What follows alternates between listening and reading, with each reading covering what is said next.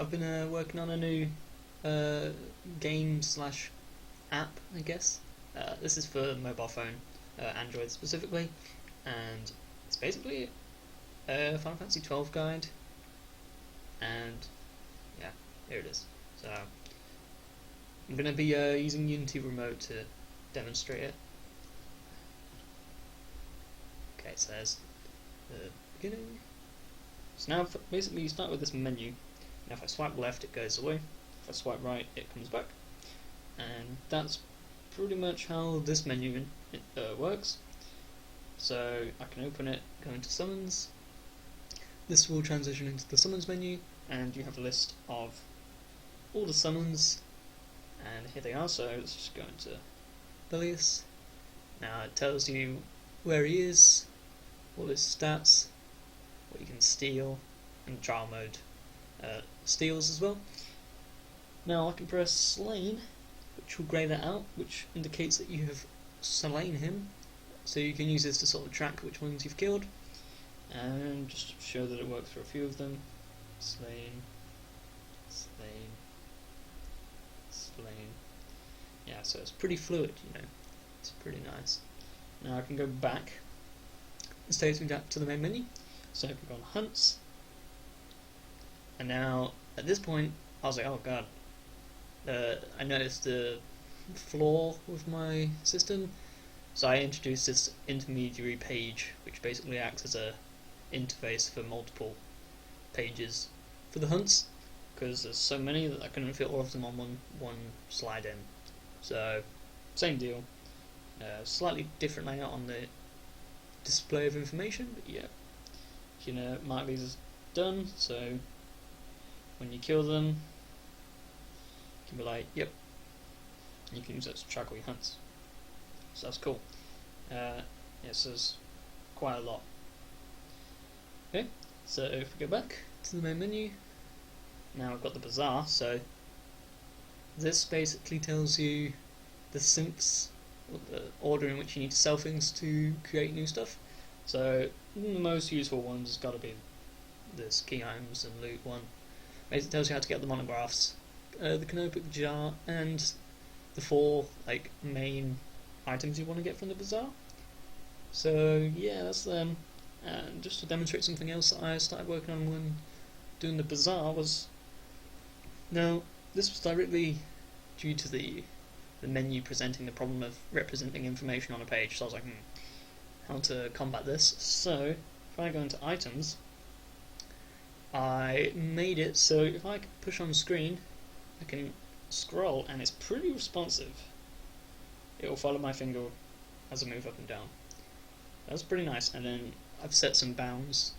You need to do this on a per case basis to set the extents of how far you can scroll for a menu, but it's also kind of cool. And if I kind of swipe, it kind of slides a bit, provided there's room to slide. So yeah, this basically just tells you how to get all the items and stuff. So like if you wanted Phoenix Downs, you just look through your inventory and see if I've got 5 wind slice opinions, for example. It says that, and there's pretty much everything important in the game, maybe even all of the synths.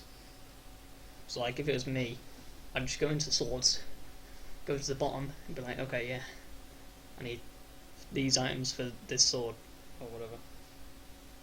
So that's all them, so that's cool. Now we've got this swiping menu and the scrolling background stuff, so I was like, cool. Now how can we step this up one more notch? So introduce the hunt club, and with this I was like, so okay, the bazaar was pretty successful, but we want more information that's kind of dynamic.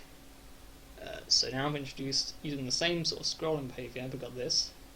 But now if I actually press on one of these, so let's press on the one in Cerobi's step, it will scroll him to the top and then open up his information, thus pushing every other element away basically. So just to demonstrate how amazing this is, if I scroll away, so now it's all in different spots, if I press Anubis it will close the one I opened, and then yeah, do the same thing. So that's pretty amazing. This one's really useful actually, because it tells you how to get into Pilgrim's Door. So I just went into the game, got the screenshot, and then drawn it. So you start by the cross and end at the triangle. Yeah, pretty useful. And then if you can actually read that, you should be able to. This is the condition just in the box. So I've pretty much got all of them in here. So this is, you can plow through the trophy rare games or whatever really easily following this list. So what I would suggest is you just find the area you want to go to and just like, okay, right, Slope Step, there's one in there, Cornwall Jungle, there's one there. You go there and just plow through them. Yeah, so like Osmium Plains one, boom, this area. So at a glance you know exactly where to go, what you need to do to spawn him, and so on. So this is pretty cool. Now we can go back. And that's pretty much where the idea finishes now, but just for the sake of this being useful, I added a few more things. So I've got all the side quests here, so this first one is, you know, the back and forth flowering cactoid, and then you go to the village, just run backwards and forwards pretty much for most of it. This gets you the Barham key, which is pretty useful. Oh yeah, you can also click on the same one to close it without doing any other sorcery. This liquor one is just for money. It's only worth doing at the time. You can do it straight after losing mines. The ferry quest is the other half of that. Tantro's one, which basically tells you to go over there after doing the flowering cactus stuff. Rizma is the optional Earth Tyrant in Dalmasca Westersund, so that's how you do that. It's basically if you running between Lowtown, Rabanasta and Westersund for that. Hellworm, you need to kill the Hunt, Viral, and speak to the windmill, and then complete that one up. Gives you the key. This one's a really quote super boss.